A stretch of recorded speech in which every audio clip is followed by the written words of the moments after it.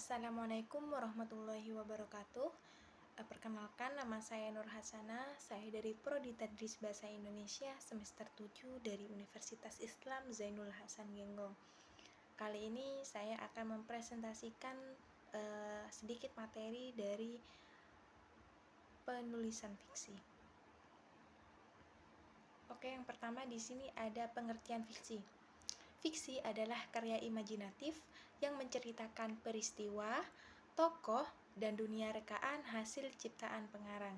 Jadi ya, walaupun bisa terinspirasi dari kisah nyata, fiksi tidak terikat oleh fakta, karena tujuannya bukan melaporkan kenyataan, akan tetapi menafsirkan kehidupan melalui kisah yang menggugah perasaan dan pikiran pembaca.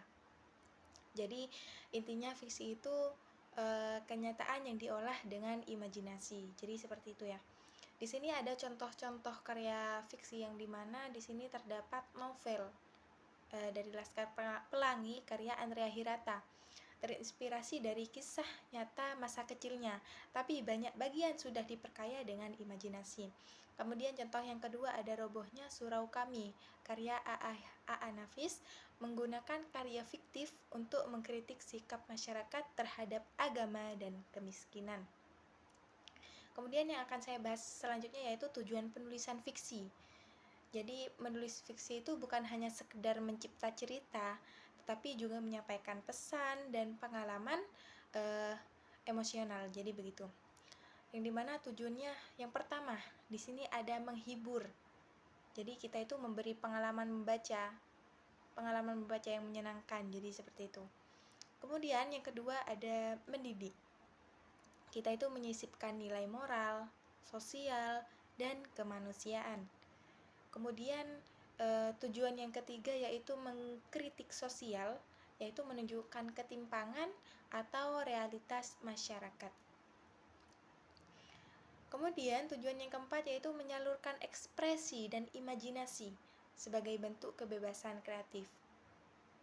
Dan tujuan yang terakhir yaitu membangun empati, yang mana pembaca itu bisa merasakan kehidupan orang lain lewat tokoh dan konflik. Jadi seperti itu. Kemudian di sini ada unsur-unsur fiksi. Yang kita tahu ada dua, ada intrinsik dan ekstrinsik. Baik, yang akan saya bahas kali ini yang pertama yaitu unsur intrinsik. Yang pertama ada tema, yaitu gagasan utama yang menjadi dasar cerita.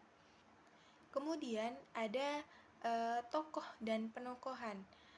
Jadi beda antara tokoh dan penokohan. Tokoh adalah pelaku dalam cerita, sedangkan penokohan adalah cara pengarang menggambarkan sifat atau karakter tokoh melalui dialog, tindakan atau pikiran. Di sini ada jenis-jenis tokoh, biasanya itu ada 3. Yang dimana di sini ada tokoh protagonis, yaitu tokoh utama yang baik. Kemudian yang kedua ada tokoh antagonis, yang dimana tokohnya itu menentang, jahat. Jadi seperti itu. Dan tokoh yang ketiga yaitu tokoh tritagonis, yaitu tokoh penengah atau pendukung. Di sini ada unsur yang ketiga, yang mana ada alur atau plot. Alur itu adalah rangkaian peristiwa yang membentuk jalan cerita. Yang kita tahu itu ada struktur klasik, di mana yang pertama ada pengenalan atau eksposisi, kemudian munculnya konflik, kemudian yang ketiga ada klimaks, yang keempat ada anti klimaks, dan yang kelima ada penyelesaian atau resolusi. Di sini ada jenis-jenisnya alur.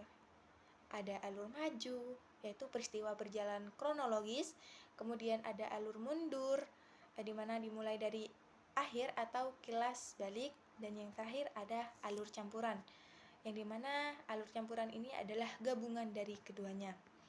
Unsur yang keempat ada latar atau setting, yaitu dimana meliputi tempat, waktu, dan suasana terjadinya peristiwa. Jadi seperti itu ya. Kemudian latar dapat memperkuat emosi, menggambarkan suasana batin, bahkan menjadi simbol tertentu. Jadi itu ya. Kemudian ada unsur yang kelima, yaitu sudut pandang, menentukan siapa yang bercerita. Jadi sudut pandang ini menentukan siapa yang bercerita. Unsur yang keenam ada gaya bahasa, diksi atau majas. Biasanya pemilihan kata ini atau gaya penyampaian ini berupa majas. Yang kita tahu ada majas metafora, ada personifikasi, ada simile, dan lain sebagainya. Kemudian unsur yang ketujuh itu ada amanat, yang dimana disisipkan pesan moral yang tersirat dalam cerita. Misalnya, contohnya, pentingnya kejujuran, kerja keras, keberanian, jadi dan lain sebagainya. Kemudian unsur yang kedelapan ada konflik, yang dimana unsur ini penting. Jadi sebuah cerita kalau tidak ada konflik itu rasanya hambar gitu. Jadi pentingnya konflik yaitu menggerakkan cerita. Oke, tadi yang saya jelaskan itu tadi adalah unsur intrinsik. Sekarang unsur ekstrinsik, unsur yang dari luar.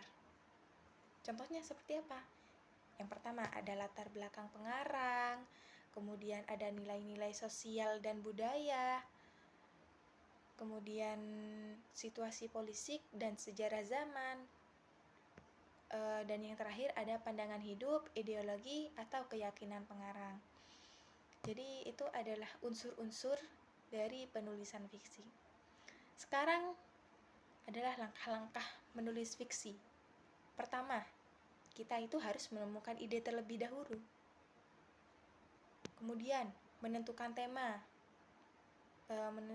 dan pesan ya. Jadi kita itu langkah yang kedua yaitu menentukan tema atau pesan. Yang ketiga adalah membuat kerangka cerita. Biasanya itu pembukaan, terus konflik, klimaks, terus penyelesaian. Kemudian yang langkah selanjutnya yaitu membangun karakter dan latar. Nah, di sini tuh kita diharuskan menggunakan detail kecil agar tokoh terasa nyata. Cara bicaranya, kebiasaannya, pakaiannya, dan reaksinya terhadap situasi dalam kejadian tersebut begitu. Kemudian langkah selanjutnya yaitu menulis draft. Draft ini penting ya. Jadi sebelum itu kita memang harus menulis draft. Kemudian langkah selanjutnya ada revisi dan penyuntingan.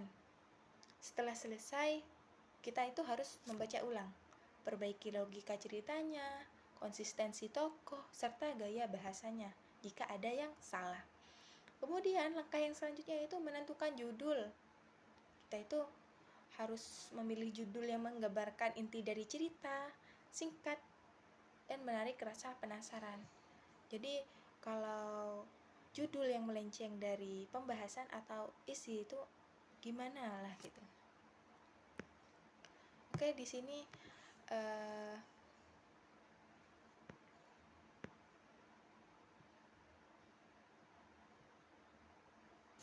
kemudian di sini ada teknik menulis fiksi, yang dimana kita itu harus show don't tell. Jadi jangan hanya menjelaskan perasaan, tetapi perlihatkan lewat tindakan. Gitu ya. Kemudian yang kedua, teknik yang kedua, membangun konflik yang menarik. Maka pembaca itu akan terus membaca karena penasaran bagaimana tokoh menghadapi konfliknya ya. Kemudian gunakan deskripsi yang hidup.